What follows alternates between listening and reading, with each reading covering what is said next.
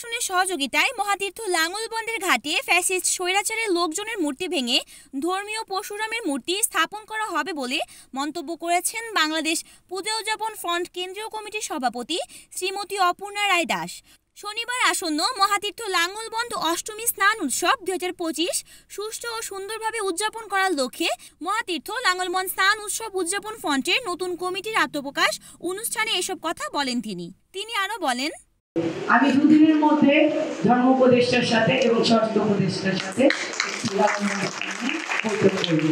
এবং আমাদের এখানে প্রশাসনের সাথে কথা বলার কথা আমার দুই ভাই কিন্তু বলে গিয়েছে যে প্রশাসনের মাধ্যমে যাতে আমাদের যেই ফ্যাসিস্ট সরকারের নেতাদের মূর্তি লাগানো হয়েছে সেটা ভেঙে ঘুরিয়ে দিয়ে আমাদের ধর্মীয় পরশুরামের মূর্তি প্রতিষ্ঠা করা হবে। আপনাদের সহায়তা অবশ্যই দরকার।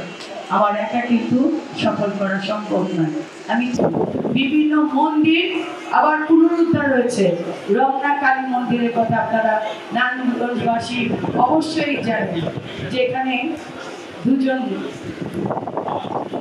আমি বলবো বর্ষচন্দ্র রায় আর রণবীর রায় চৌধুরী আপনাদের এই নারায়ণগঞ্জের কৃতি সন্তান ছিলেন, যাদের নেতৃত্বে পুনরুদ্ধার হয় দেশমাতা খালেদা জিয়ার সরকারের সময়।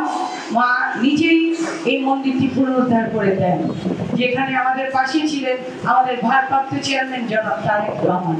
তিনি 17 বছর নির্যাতিত হয়ে বিদেশে আছেন, তারপরও সর্বদা সারা বাংলাদেশে আমাদের সকল ধর্মের মানুষের খোঁজ নিয়েছেন, বিশেষ করে সনাতনী ধর্মাবলম্বী। আপনারা কেমন আছেন? বিভিন্ন জায়গায় 15 বছর নির্যাতন হয়েছে, আমাদের বাড়ি ঘর লুটপাট হয়েছে, আমাদের মন্দির ভাঙচুর হয়েছে। আমরা কিছুক্ষণ আগে জানতে পারলাম যে নারায়ণগঞ্জেও কিভাবে আমাদের মূর্তি ভাঙা হয়েছে, আমাদের স্থানঘাট দখল করে তাদের নামকরণ হয়েছে। এগুলো আমরা ধিক্কার জানাই। আমি জানি আপনারা কেন এই 17 বছর কথা বলতে পারেননি। এই 17 বছর সেই ফ্যাসিস্ট সরকার, সেই শেখ হাসিনা আপনাদের বাক বন্ধ করে ছিল। আমাদের বাক স্বাধীনতা ছিল না। আমাদের জনগণের যে অধিকার, ভোটের অধিকার কেড়ে নিয়েছে। আমরা ভোট দিতে পারি নির্বাচনগুলোতে। এই নারায়ণগঞ্জেও সিটি নির্বাচন হয়েছিল, সেখানে ভোট চুরি করা হয়েছে। আমরা দেখেছি মিথ্যে কথা বলে আপনাদের কাঁধে বন্দুক রেখে বলে হিন্দুরা তো আওয়ামী লীগ করে। আমি এই কথা কখনোই বিশ্বাস করি না। হিন্দুরা বিবেকহীন নয়, হিন্দুদেরও বিবেক আছে। তারা 71-এ যুদ্ধ করেছে। এই দেশ যে স্বাধীন হয়েছে, জিয়াউর রহমানের স্বাধীনতার ঘোষণার ঘোষক শহীদ রাষ্ট্রপতি জিয়াউর রহমান, যিনি একজন মেজর জিয়া ছিলেন, তার ডাকে জনগণ ঝাঁপিয়ে পড়েছিলেন যুদ্ধে। সেই যুদ্ধে আমাদের আজকে এখানে যারা আছেন অনেকেই ছিলেন। আপনারা সেই যুদ্ধে অংশ নিয়েছেন। আপনাদের এই দেশটা আপনাদেরও, আপনারাও এই দেশের নাগরিক। আপনাদের অধিকার আছে সত্যি কথা বলার, সাদাকে সাদা বলার এবং বাক স্বাধীনতা।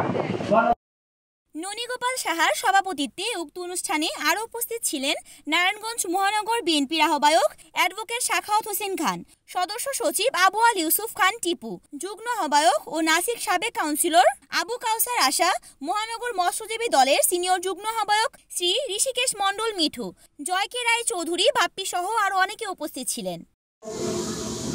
2016 সালে আমাদের নাঙ্গলবন্ধে 83টি মূর্তি। এখানে আসলে থাকার মতো ব্যবস্থাও নাই, যে বাইরে থেকে লোকজন এসে থাকবে ওই আসলে ব্যবস্থাটাও নাই।